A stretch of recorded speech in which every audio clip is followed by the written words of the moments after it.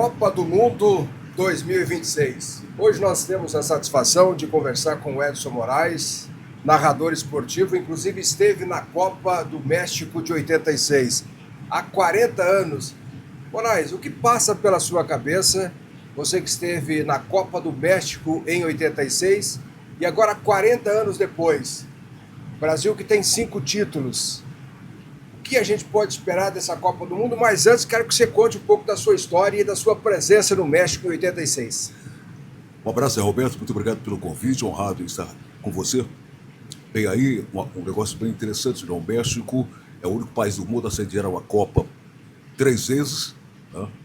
É o único país do mundo que cedia a Copa durante 3 edições. Um estádio também, que vai ser o único estádio do mundo, que vai abrigar jogos da Copa do Mundo no México. E, evidentemente, que uma participação em Copa do Mundo, ela, para quem participa dela, porque é envolvido com ela, tem uma atividade relacionada ao esporte e, mais especificamente, na modalidade de futebol. Então, para quem vai numa Copa do Mundo, seja gandula, seja árbitro de futebol, jogador de futebol, narrador esportivo, equipe esportiva, repórter, comentarista, é evidente que é o topo, né? É o ponto culminante da trajetória do indivíduo. E, claro que foi assim comigo, é inesquecível essa participação na Copa do Mundo, onde você vive intensamente o maior evento esportivo em termos atrativos, né? Porque nós temos a Olimpíada, que é o maior evento em termos de delegação, participação de atletas de modalidades esportivas, mas uma Copa do Mundo, quer dizer, o futebol é o que mais atrai a atenção do público, na televisão, no rádio, no estádio. Então, é um evento incrível, né? É como, por exemplo, um médico, um cientista, descobrir a cura do câncer. Quer dizer, ele chega realmente no ponto culminante da sua atividade. E foi assim comigo e, evidentemente, que eu vou ter saudades, vou ver lugares que já vi do México, né? E matar um pouco dessas saudades também. E antes da gente falar dessa Copa, que é a 23ª, a Copa de 2026 deste ano, além do México, Estados Unidos e Canadá, são 3 países que sediam uma Copa de 2026. A gente vai falar também sobre a seleção brasileira. Mas em 86, você tinha pouco mais de 30 anos, não é, Edson? E você falou desse ápice, desse topo, né? Qual foi o teu sentimento ao chegar lá, acompanhar? Aliás, naquele ano de 86, o Brasil foi eliminado nas quartas de final. Perdeu para a França, não é? A França que está aí, hoje é uma das principais forças do futebol mundial. Teve 1-1 lá no tempo normal, o Zico acabou perdendo um pênalti, poderia não levar para a prorrogação e para os pênaltis, depois nos pênaltis o Brasil acabou sendo eliminado. Fale um pouquinho da sua estada lá no México em 86, um pouco mais, Edson. Olha, eu confesso a você que foi um período, foram 30 dias vividos com muita emoção, mas com muita preocupação, principalmente para caboclo como nós, né? E justamente por ter havido uma catástrofe no México 6 anos antes da Copa do Mundo, que foi aquele grande terremoto. Eu vi prédios destruídos e prédios encostando no outro, aquela coisa. A primeira noite no México eu não dormi, ficava só olhando lá a iluminação para ver se não tremia no 30º andar. Tinha essa preocupação também. Então, né? Puxa vida, né? Eu fiquei muito preocupado. Mas o México, Zé Roberto, é um país muito hospitaleiro, fantástico. As pessoas da rua têm um vínculo muito forte com a cultura indígena no México, né? E a culinária também foi muito agradável. Então foram 30 dias intensos de trabalho, né? De atividade e, ao mesmo tempo, de emoção. É um local onde, nesse combo, você coloca, por exemplo, o seguinte: você conviver com seus ídolos da comunicação, que foi o meu caso específico, né? Conviver com todos os ídolos da comunicação, narradores esportivos brasileiros. Rádio Globo, Rádio Bandeirantes, tudo, Rádio Gaúcha. Tudo lá, né? E você ter essa convivência E aí você percebe que ali não tem uma concorrência, ali existe uma conexão, né, entre todos os profissionais. Então foi emocionante em todos os sentidos. E aí a questão, por exemplo, da vibração do povo mexicano, os estádios, né? E eu fiquei na Cidade do México, né? Uma outra equipe da emissora foi que cobriu o Brasil. Eu não fiz jogos do Brasil na Copa do Mundo do México. Então, mas aí você tem aquela convivência o dia inteiro, porque ali é realmente o dia inteiro você vivendo Copa do Mundo. O dia inteiro você vivendo futebol.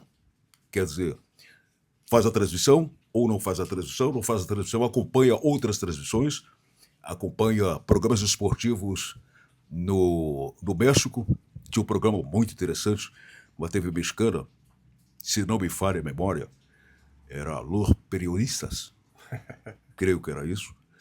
Então, ficava assistindo tudo aquilo. Então, o tempo inteiro. Evidentemente que você dormia, por isso não eram 24 horas, não eram 24 horas de alimento esportivo, de alimento futebolístico. Mas era muito tempo, era uma carga muito tempo. E prazerosa, né, ao mesmo tempo. Então foi uma atividade realmente incrível. Eu lembro que em função da altitude, eu tive um problema alérgico e que eu tossi praticamente a noite inteira e no outro dia escalado para fazer um jogo. E fui fazer esse jogo. E depois do final, eu até falei com o chefe da equipe esportiva, falei, puxa vida, tosse. Falou, pelo amor de Deus, você tem que tossir a próxima noite também, porque a transmissão foi muito boa. Então foi sensacional. Capitão Hidalgo. Capitão Hidalgo. E aí, além do pessoal do rádio, pessoal da televisão, dos jornais, né? Principalmente aqui do Brasil. E o pessoal estava lá muito integrado, então muito unido, né? Muito, muito. Moraes, qual foi o primeiro jogo que você narrou lá? Você lembra? Não vou lembrar. Você sabe que eu sou um cara extremamente relaxado nesse sentido, de guardar coisas. Arquivos, você não tem arquivo, de guardar arquivos. A única coisa que eu tenho é a credencial. Até podia ter trazido, mas não trouxe a credencial. A credencial, fotografia, algumas fotografias. Áudio da sua transmissão? A Colbert deve ter, quer dizer, não deve ter, porque ninguém guarda arquivo mais, né? Mas nem áudio das minhas transmissões esportivas eu tenho. Então, é aquela coisa assim que é interessante isso. Mas eu sou muito relaxado nesse sentido. Né? O que eu faço, né? Tem aquela coisa de falar, puxa, isso aqui foi eu que fiz, né? Olha eu fazendo, né? Eu não tenho muito isso. Você não carrega isso? Não carrego isso, cara. É impressionante. Mas eu não carrego isso. Não sei qual é a razão. Tem que fazer uma análise com um psicólogo para poder explicar esse tipo de situação. Eu fui muito traçando, para fazer um comparativo da coisa, daquela mensagem que diz o seguinte, o que eu faço eu escrevo na areia. Eu só escrevo na pedra o que fazem a mim. Então, o que eu faço, eu fiz, passou. Olha só que bacana, é uma mensagem que fica. Edson Moraes, os anos se passaram, você esteve lá em 86, depois o Brasil só foi conquistar em 94, não é, uma Copa do Mundo, depois de 70. 2002, tivemos até o privilégio, o Belete estava em 2002, que é aqui de Cascavel, né? Que a gente conhece, muita gente conhece. Um e exemplo. De lá para cá, um exemplo, né? Exemplo. Disciplina. O Belete é um exemplo que o Neymar deveria ter seguido. E daqui a pouco nós vamos falar do Neymar. 2002, o título. De lá para cá são 24 anos. Será que esse ano o Brasil vai levantar a taça? Você tem esperança, expectativa positiva do Hexa? Ou é difícil? Olha, expectativa do Hexa eu não tenho. Esperança do Hexa eu não tenho. Mas ele pode acontecer. Porque o Brasil já saiu desacreditado e conquistou títulos. A Argentina já saiu desacreditada e conquistou título. A Itália, quando foi campeã, fez uma jornada horrível na primeira fase e foi campeã. Né? E então, tem essa coisa, porque uma Copa do Mundo não é um campeonato. Uma Copa do Mundo é um torneio. E nesse torneio você pode viver muitas coisas. Quer dizer, o adversário fica na cara do gol 10 vezes e não converter as oportunidades, e você ter uma chance no escanteio e o zagueiro fazer um gol contra. E você vencer por 1-0. Isso faz parte tá dentro desse contexto. E isso pode acontecer. O que existe é o seguinte: o Brasil tem tradição, o Brasil tem histórico. Aliás, é o maior histórico de conquistas. É o Brasil. É o único país que participou de todas as Copas do Mundo. É o único país que é penta, está procurando um hexa. Né? Então, o Brasil, ele foi, é e sempre será respeitado no futebol, em que pese as desavenças, as estruturas ruídas, né, que nós tivemos, isso em termos de CBF, as falhas de base. Quando eu falo das falhas de base, por exemplo, qual é o problema do Brasil? O Brasil não está bem e tal. Qual é o problema do Brasil? O Brasil não tem jogadores para setores que são vitais para vitórias, para conquistas, ou seja, as laterais. Porque hoje os laterais, ou quem atua desse lado do campo, tem que ser extremamente efetivo, competitivo e intenso. E o Brasil não tem. Zaga. Bom, Marquinhos, eu acho que o Marquinhos... Antes de você falar da zaga, o Wesley, que se machucou e saiu, o prejuízo é grande? Prejuízo grande, porque o Wesley é o único lateral brasileiro no mundo. O Brasil não tem outro lateral com... Apoia o ataque, é rápido. Apoia, rápido, ligeiro, apoia, vai no fundo, né? Faz transição. Tinha uma certa deficiência defensiva, mas deixou de tê-la. E aí, quando se trata disso, os dois setores do Brasil, na primeira linha, laterais direito ou esquerdo, você pode perceber que, em função do sistema de jogo, ele está sempre muito aberto. Foi assim no jogo contra o Egito. Você pega uma Espanha, você leva 5 no primeiro tempo, né? Porque ali é um corredor que está aberto. E um corredor aberto com um jogador de talento, ele vai aproveitar tudo que tem. Se não tiver talento, não aproveita, que é justamente isso que aconteceu contra o Egito. Então, o Brasil não tem também isso. Os zagueiros que nós tivemos. Um outro grande desfalque, que pouco se fala na mídia brasileira, é o Éder Militão, que este é o zagueiro titular, seria o zagueiro titular da seleção brasileira. É um dos melhores zagueiros do mundo, o Éder Militão. Então, o Brasil deixou de criar jogadores para essa condição. Como deixou também de criar, isso vem da base, jogadores para o meio de campo. Quer dizer, você tem hoje jogadores para o meio de campo, mas aí você coloca nesses jogadores o perfil do preparo físico. Tá? E nós precisamos do artista, cara. Nós precisamos do 10, que foi Pelé, que foi Zico, que é Messi, que foi Maradona. O 10. Não tem que vir atrás. Não, ele tem que criar, jogar com inteligência, buscar os vazios, encontrar, fazer contato com a sua linha ofensiva. O Brasil tem os melhores atacantes do mundo. Mas, evidentemente, que, por exemplo, a arma dispara se tiver munição. Então, essas coisas que são as grandes falhas no nosso futebol brasileiro, dessa geração que nós temos aí. Pode ser campeã? Pode, por tudo aquilo que eu disse. É um time que tem histórico, que tem uma tradição que ninguém tem, histórico que ninguém tem.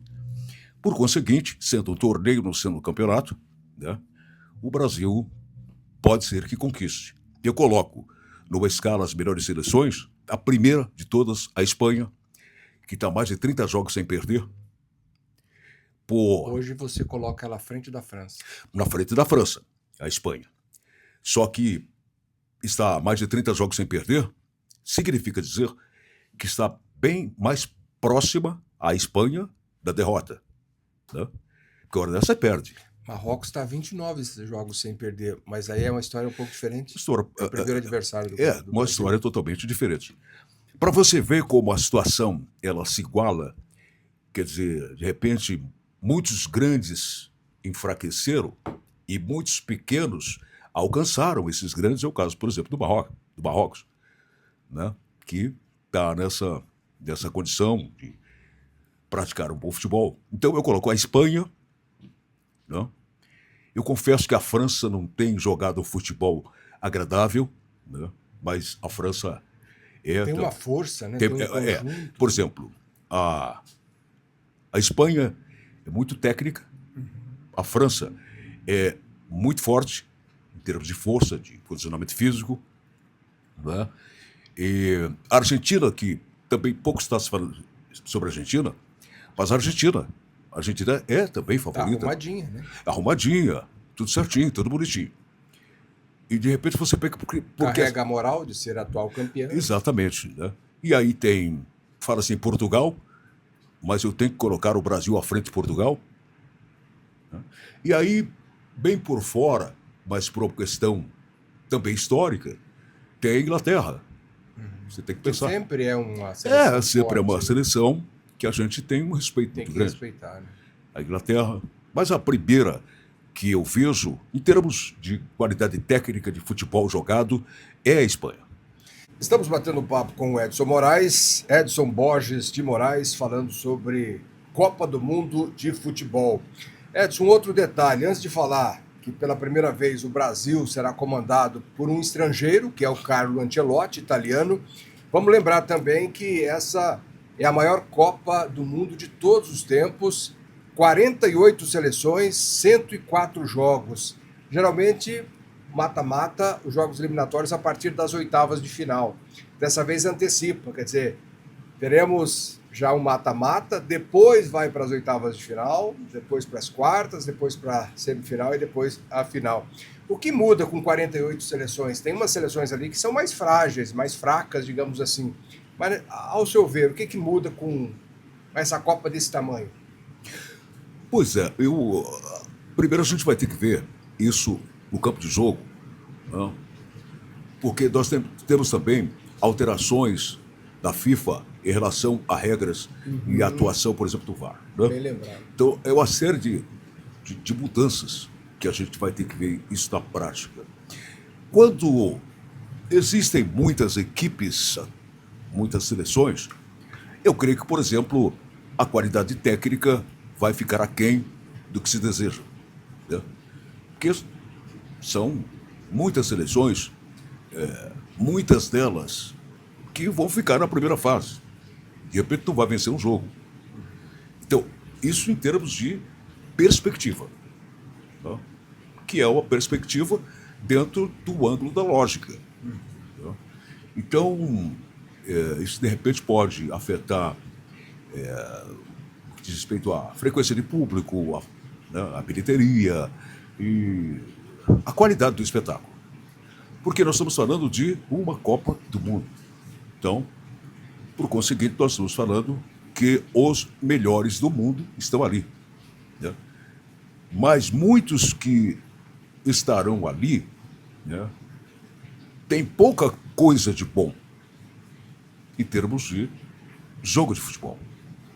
Então, nesse ângulo, a gente vai precisar ver para poder ter uma opinião mais convincente, né? Uma opinião, digamos, mais coerente. A gente vai ter que ver esse jogo que pode ser que uma dessas equipes que a gente está falando, por exemplo, o Marrocos.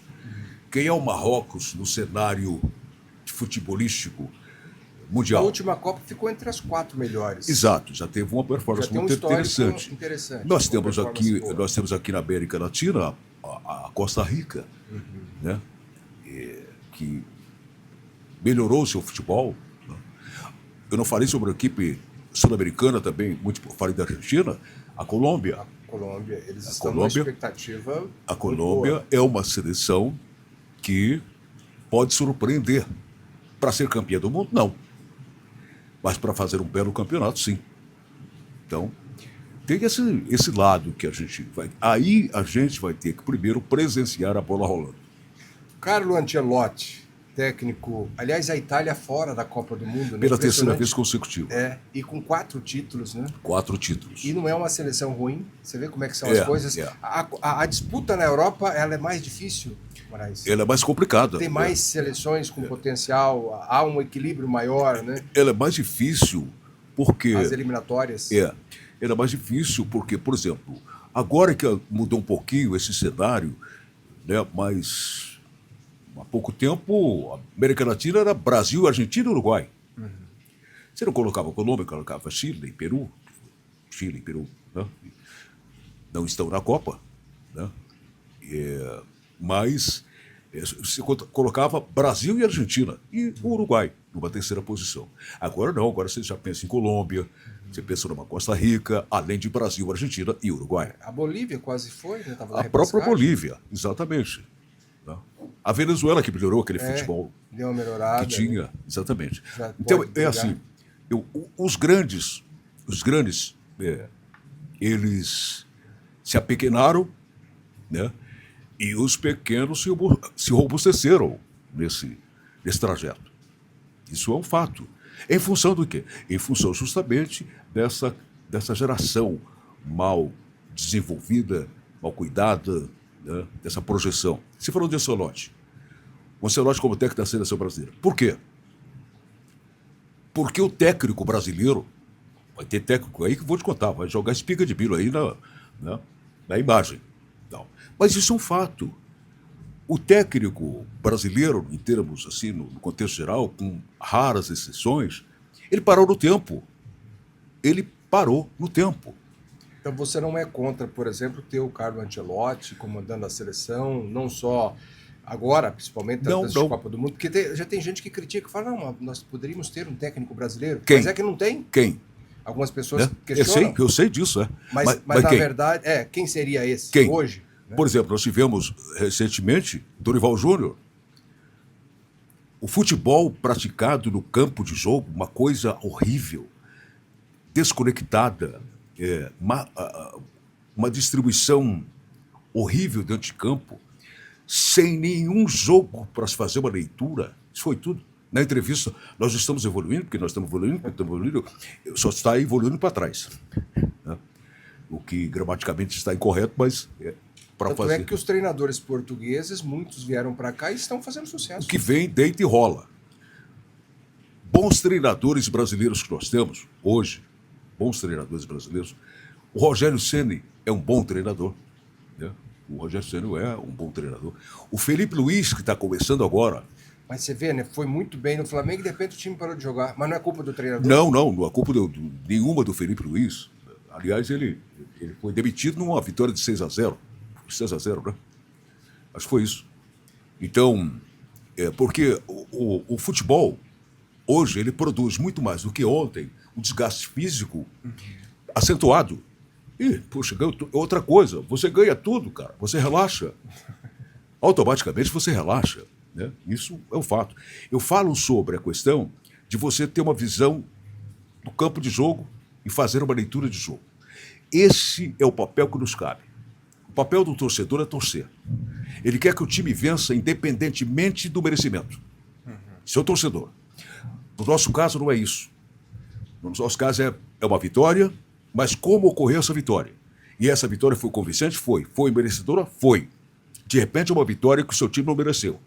De repente é apenas uma vitória que o torcedor está vibrando, jogando a chuteira pro ar, aquela coisa toda. Mas ele já fica apreensivo pro jogo seguinte. Porque exatamente. Não jogou bem, ganhou. E se joga bem, aí sabe que nos jogos subsequentes tem uma tendência. Exatamente. Então tudo isso faz com que a gente fique com essa situação. Você tem o Rogério Ceni, você tem o Felipe Luiz, que eu, antes dele ser treinador de futebol, por acompanhar a carreira dele e acompanhar os pensamentos dele, eu já falava antes, esse cara vai ser um grande treinador, vai treinar na Europa. Isso eu dizia antes de ser treinador. Aí foi treinador, conquistou o título pelo Flamengo, nas categorias de base, aquela coisa toda, campeonato mundial de categoria de base, pegou o Flamengo, fez aquilo que o Flamengo fez. E tal. Como é que o Flamengo jogava? Qual era a forma que o Flamengo jogava? Como você fazia a leitura do jogo do Flamengo quando era dirigido pelo Felipe Luiz?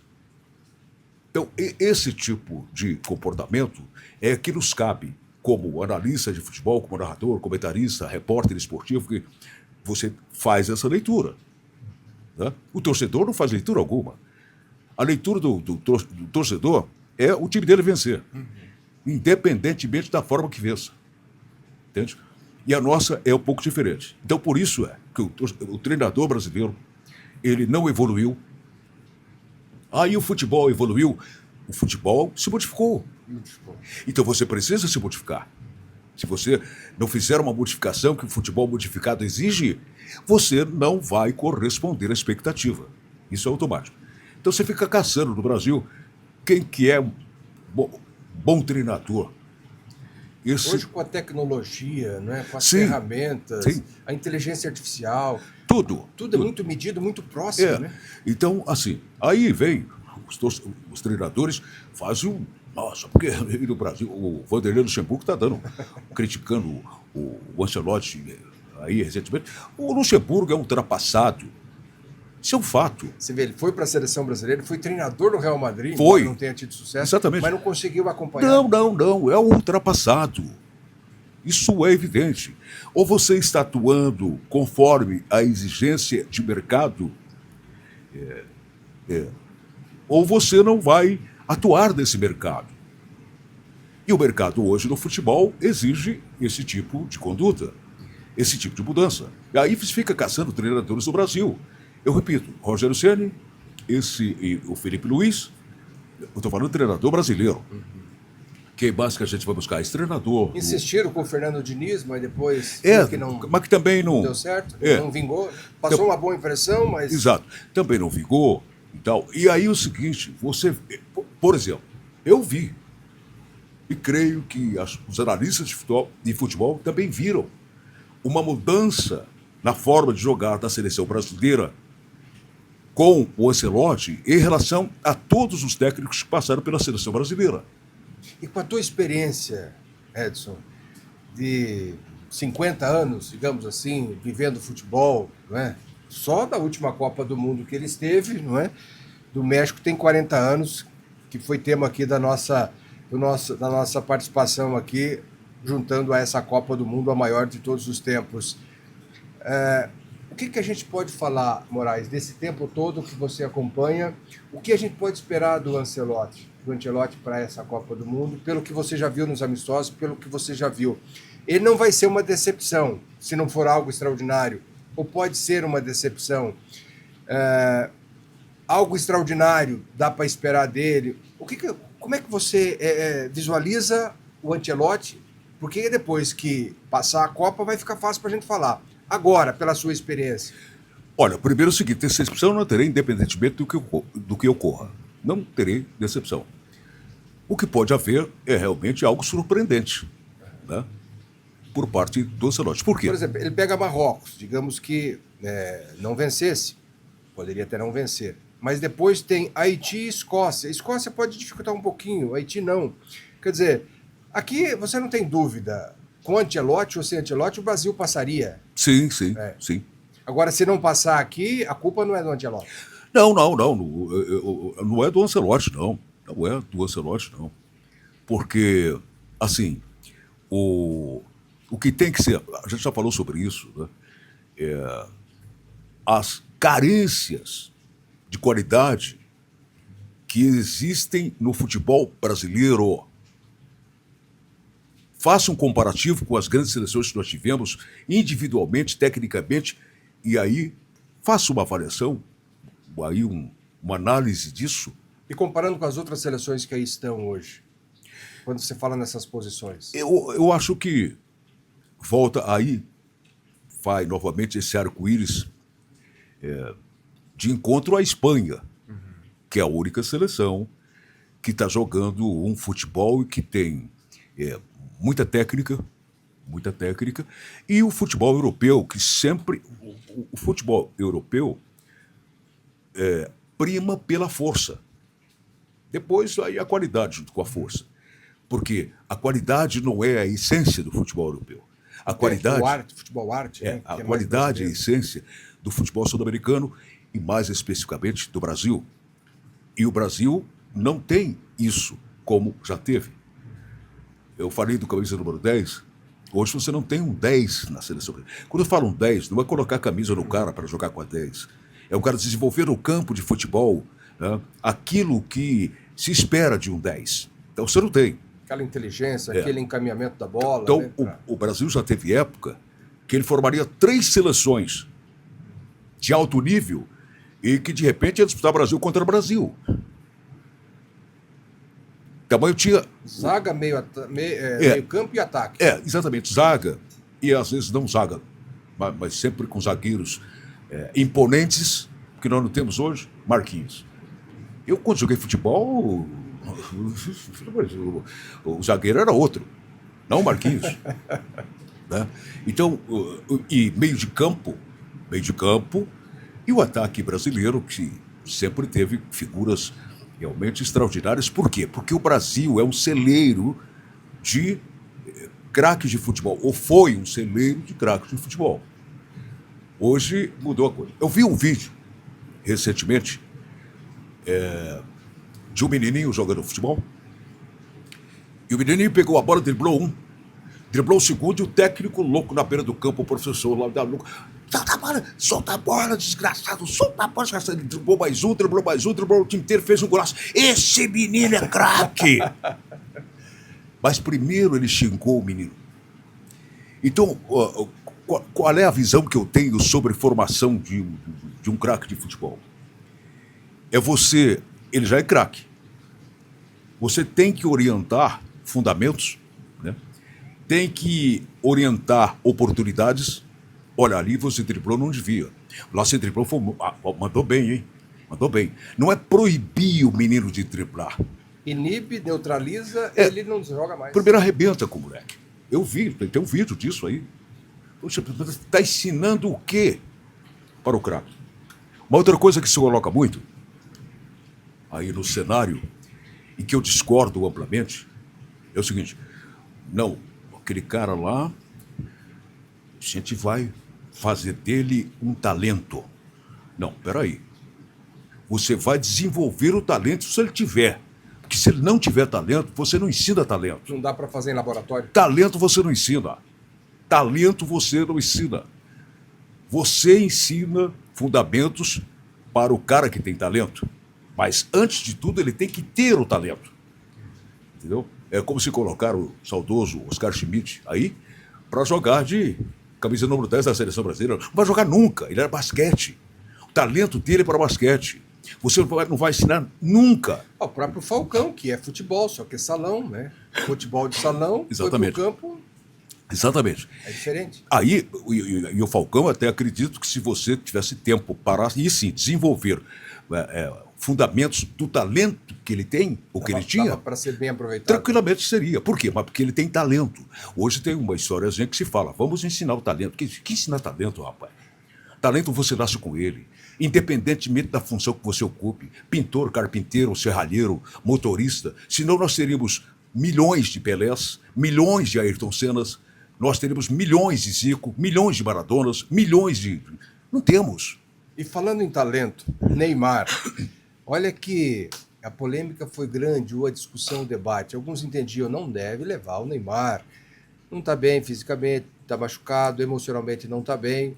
Aí vem, ele é chamado, ele é convocado. Alguns, não, isso aí é uma jogada de marketing. Como que não vai levar o Neymar? Tem as empresas, tem uma série de coisas por trás. Neymar está lá, está machucado, não está nem podendo treinar, ou está voltando agora para o treino, ou tentando fazer alguma coisinha. Como é que você vê o Neymar na seleção brasileira agora nessa Copa? Vamos por parte aí, e eu vou pegar, vai ser uma bronca danada aí no circuito aberto com isso. O Neymar disputou 3 Copas do Mundo, né? Pelo Brasil. Não resolveu em nenhuma delas. E sendo craque. Craque. Na de 14 ele se machucou, saiu. Só tinha ele, parece, na seleção. Era aquela chamada dependência. Exatamente. Dependência o 7-1 ele não estava, né? Exatamente. Alguns dizem, se ele tivesse, não teria tomado o 7-1. Pois é, mas não estava. O negócio é estar. Então, assim, o Neymar foi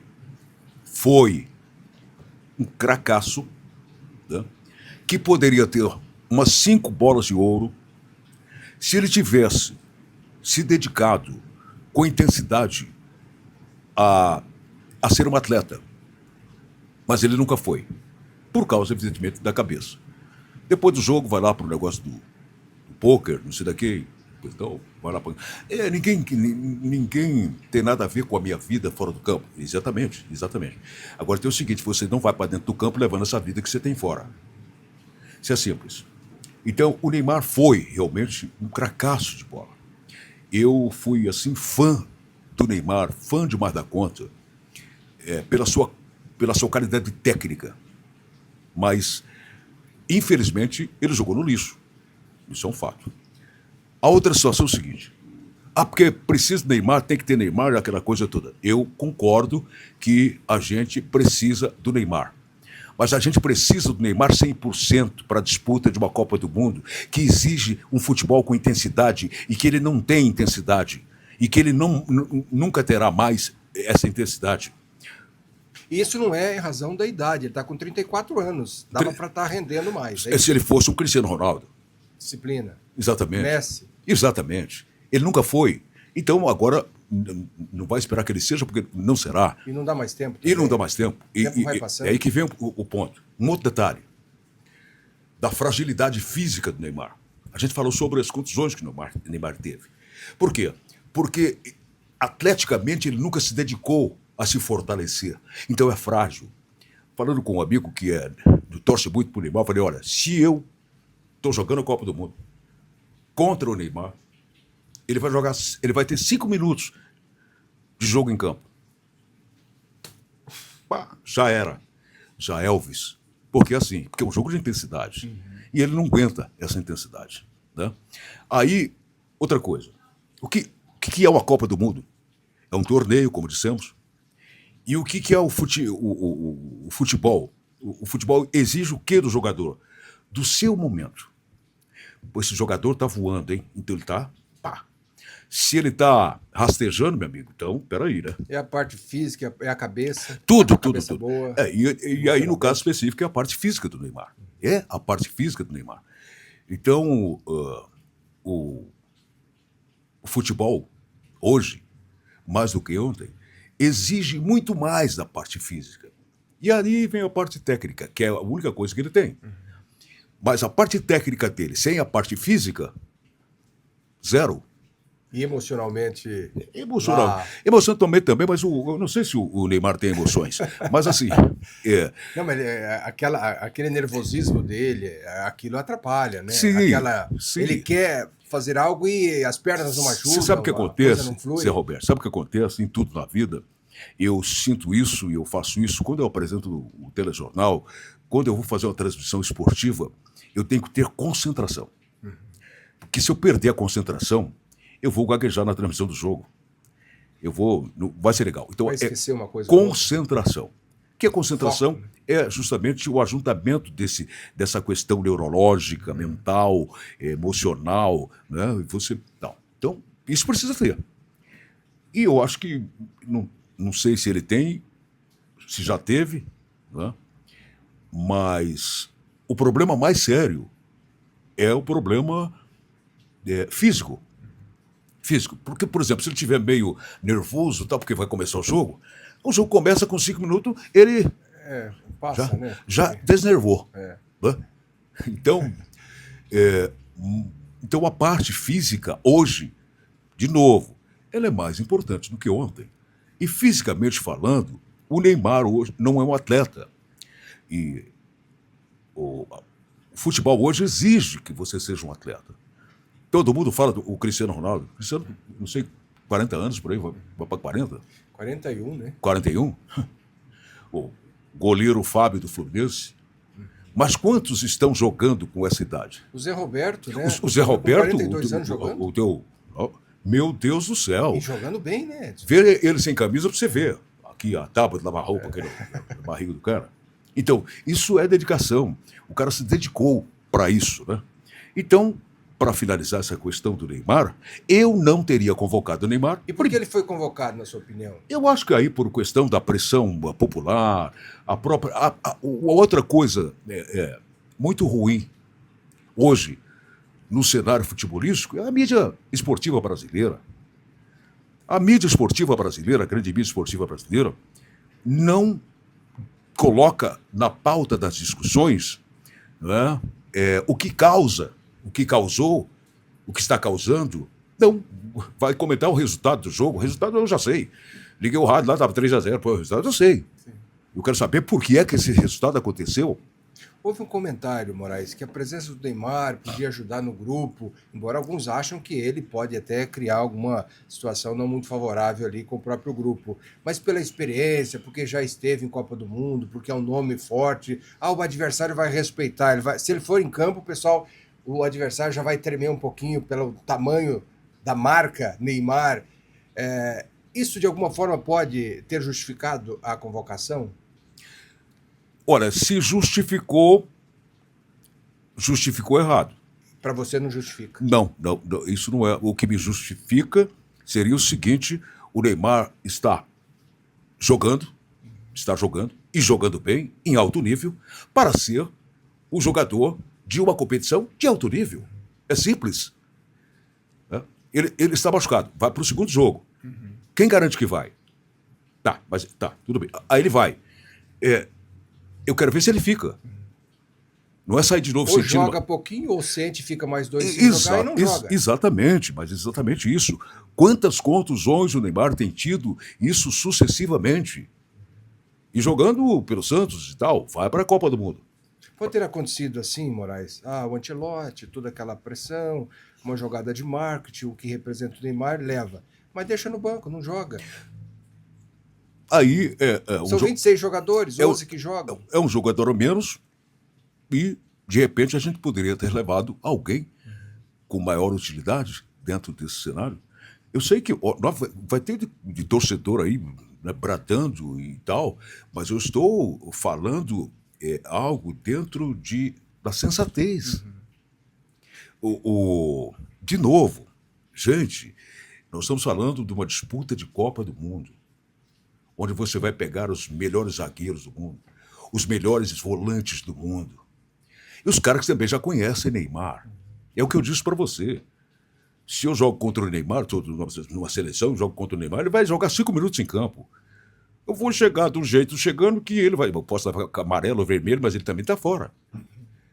Porque ele não tem estrutura física para aguentar um impacto. E quando as pessoas falam, o Neymar em campo assusta o adversário. Não assusta, o adversário deixa ele até mais à vontade. Pode deixar com o Neymar, porque esse não... Não assusta, não. Não assusta. Porque o que vale é o momento, né? Se assustou no passado, agora não assusta. Não assusta. Essa coisa de assustar. Um cara que assustava era... Está lá atrás. Era o Pelé, o Garrincha, assustava. O cara que assustava era o Maradona. Um cara que assustava era o Zico, né?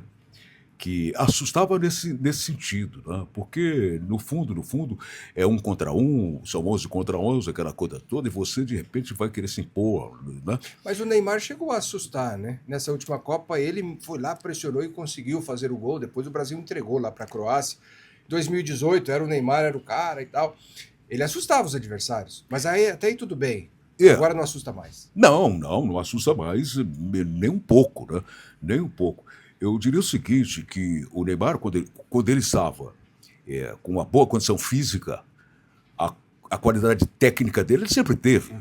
E evidentemente que um cara com a qualidade técnica que teve o Neymar e fisicamente bem, não é que ele nem vai assustar, não. O adversário fala, dancei, vou dançar, né? O cara mais habilidoso.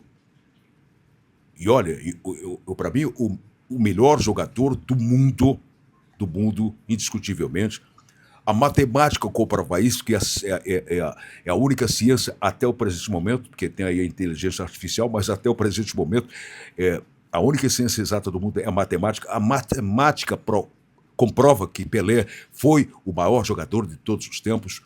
As avaliações físicas, orgânicas do Pelé comprovam que ele foi único. Né? O que o Pelé fez de gol, também o Cristiano está tentando encostar agora. O Pelé fazia gol de cabeça, o Pelé tinha uma impulsão que era muito além da sua altura. O Pelé fazia gol de falta, o Pelé fazia gol de perna direita, perna esquerda. O Pelé fazia tudo. Então, tal, o maior jogador do mundo. Então, Pelé, se fala, vou pegar uma pedreira pela frente. É o Pelé. Né? Mas tivemos aí uma gama de grandes jogadores. O Garrincha entortava. Né? O Maradona engolia a bola e ia depois soltar no gol. O Zico, meu Deus do céu, o Zico cobrar uma falta... O Zico melhor que o Messi? Para mim, sim. Para mim, sim. Mas o jogador mais habilidoso, e mais habilidoso que Pelé, mais habilidoso que Maradona, mais habilidoso do que o Zico, mais habilidoso do que... Eu vou trocar o habilidoso. Mais espetacular de todos na história do mundo do futebol, chama-se Ronaldinho Gaúcho. Ronaldinho impressionante, né? Ronaldinho Gaúcho.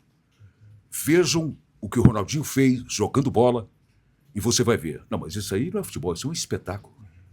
Isso aí é um artista. É um artista. Né? Um jogador que poucos falam, mas façam um compilado aí das suas ações em campo, Djalminha. Né? Então, hoje, trazendo para hoje, nós não temos mais isso no mundo.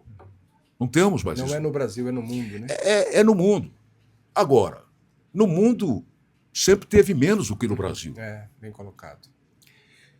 O Brasil também deixou de ter. Poderia ter no mundo agora e não ter no Brasil, mas também não tem. Também não tem. Também não tem. Sabe, tem agora esse Yamil, o Yamal, que sempre vai bem. Bem colocado. Ia mal, mas... Como vai bem o menino? Ia mal, mas tá indo bem. Então, que é um jogador diferenciado. Jogador diferenciado. Não sei se a cabeça dele está muito distante da cabeça do Neymar, mas é um jogador de uma qualidade técnica diferenciada. Né? Pode ajudar muito a Espanha. Para fechar, Moraes, então, dentro dessa lista, você coloca a Espanha em primeiro lugar. Sim. O Brasil, que posição ficaria? Nós temos 48 seleções, Sim. Pela primeira vez na história. O Brasil fica entre as 5, entre as 10. Entre as 5 você coloca o Brasil. Entre as 5. Hoje, entre as 5. E, evidentemente, que pode. Atrás de Espanha, França. Atrás de Espanha, atrás da França. A Espanha, a França, atrás da Argentina. Atrás da Argentina. Atrás já coloca 3. Eu colocaria o Brasil até em quarto. Em quarto. Porque eu acho que o Brasil está à frente da Inglaterra. Né? Só que falta justamente isso. Né? Por exemplo, rapidamente aqui, para dizer o seguinte, em termos, o que o Brasil tem de sobra, eu disse no princípio da nossa conversa, são atacantes, né? E dessa vez nós temos o Estevão, né? E o Rodrigo.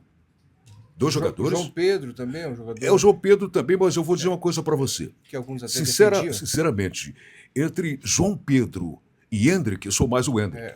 Esse menino, e aí tem outro detalhe que eu vou dizer para você. Tem aquilo que a gente chama estrela. O Endrick tem estrela para fazer gol. Pode ser o melhor da Copa? Hã? Pode ser o melhor da Copa, de repente, o artilheiro da Copa, o Brasil sendo campeão de e o repente Endrick arrebentando? De repente pode ser. Não é nenhuma anormalidade? Não é uma normalidade. É porque tem 18 anos, o Pelé tinha 17. Sim. Entende? Então, e o Endrick, eu vejo no Endrick essa coisa. Da estrela. Que tem cara que não... Se tem estrela, não brilha. A estrela do Endrick brilha. Isso é um fato. Agora, você tem Endrick, você tem o Rafinha, que é rápido, né? Que é habilidoso. O né? Vinícius Júnior. Olha esses três ali. Se encaixar, Moraes, exatamente. De repente, faz uma Copa o que o Brasil tem realmente de bom. O que falta aí um pouco é aquela coisa do meio de campo de poder municiar, né? Esses arcos todos. Né? E algumas pessoas falam assim que os jogadores do passado, até do passado recente, eram mais responsáveis. Você tem o Vinícius, de repente era para driblar para um lado, driblou para o outro. O Rafinha às vezes parece meio irresponsável, embora seja habilidoso e rápido. Você acha que falta maturidade dentro de uma leitura, comparando com jogadores que eram mais conscientes? Parece que a bola ficava mais... Quando ia, você tinha mais certeza do gol do que quando vai agora esses belos jogadores à frente? Eu diria que comprometimento. Jogador de futebol. A gente vê em entrevistas, inclusive, o Marcos, ex-goleiro do Palmeiras, que é um cara que eu puxa, tenho uma admiração pelo comportamento dele, né? Perdi um jogo. Ele não considerava o seu adversário um inimigo. Não, perdemos um jogo. Estamos jogando para ganhar. O adversário também está jogando para ganhar. E aí a gente não ganhou, o adversário ganhou, aquela coisa toda. Mas à noite ele não dormia, de bronca de ter perdido. O jogador brasileiro, principalmente, não perdeu sem noite vai bronca. pra festa. Sem bronca. Então, falta o comprometimento. Ficar com raiva, não do adversário, de si mesmo. Se cobrar mais. Se cobra mais. Puxa Ser vida, crítico de si eu próprio. errei, eu não podia ter errado, não vou errar mais. Esse tipo de comportamento. Porque o principal adversário é a gente mesmo, né? Que é exatamente. Que o jogador brasileiro não tem. Não é que eu. Puxa vida, que eu. Sei lá. Hoje o momento é assim, a gente mudou, o mundo mudou. O mundo mudou, não. A humanidade mudou. Né? Essa coisa do jogador chegar, com aquele baita daquele fone, é um superstar. Não é, ele é um jogador de futebol que merece respeito, que tem que ser respeitado, mas deixa para fora essa fantasia, deixa para fora esse Sobe pra cabeça. egocentrismo e tal. É como eu estava dizendo para você, puxa vida, não tem uma gravação das narrações que eu fiz na Copa do Mundo. Claro, eu também não estou dizendo que fazer isso está errado, não é isso. Mas é que você não estava preocupado com Não, isso? não estou preocupado nisso. Estou preocupado em fazer uma boa transmissão esportiva. Quero que o Brasil ganhe. Né? Quero ter a lembrança do Brasil ganhando. A gana que a gente fala sobre essa questão da gana. Não tem mais. Hoje tem mais gente preocupada com o ego do que com... É o corte de cabelo, é o fonão aqui no ouvido, aquela marra. Né? Por exemplo, um cara que não tem isso é o Messi. É verdade. Dá uma olhada. O Messi não tem isso. O Pelé não tinha isso, mas agora, no tempo, no momento... É outro tempo. Outro tempo. O Messi não faz isso. O Cristiano Ronaldo não faz isso. Por isso que não perde o foco, né? O Cristiano Ronaldo não faz isso. Entendeu? Foi entrevistado lá, foi uma coisa, digamos, um comportamento errado que ele teve, mas você vê atrás desse comportamento errado a ação de uma pessoa correta. Uhum. O cara, ele andando lá, o pessoal ali na beira de um lago, o repórter chegou com tudo lá, ele pegou o microfone e jogou dentro d'água. Entendeu? Foi fazer tipinho. Ele não faz tipo. Né? O Cristiano Ronaldo não faz tipo. E o jogador, hoje, no geral, e o brasileiro faz mais do que o europeu, faz o tipo. O tipinho. E aí, desanda. Falta de comprometimento. Esperamos que isso mude. Edson, obrigado pela entrevista. Obrigado. Espero que tenha contribuído, que tenha falado coisa com coisa. E parabéns pela sua história também. Obrigado, é um ícone, um jornalista esportivo de destaque no Brasil, por que não, né? Já esteve em Copa do Mundo e esteve na Copa do México em 1986. 40 anos depois, nós temos... Embora já em 70 a Copa aconteceu no México, Moraes já fez menção, são 23 Copas até o momento, com 3 delas sendo realizadas no México, fechando em 2026. Lembrando que nesse ano são 3 países que cediam a Copa, México, Estados Unidos e Canadá. Abraço, Edson, e vamos ficar na torcida para que o Brasil levante o caneco. Torcendo pelo Brasil e pelo Cascavel. Edson Moraes conversando conosco aqui no Paraná News. Lembrando que você pode nos acompanhar pelas redes sociais, oparaná.com.br, Instagram, Facebook, no canal no YouTube e tem o jornal impresso também. Muito obrigado e até a nossa próxima entrevista.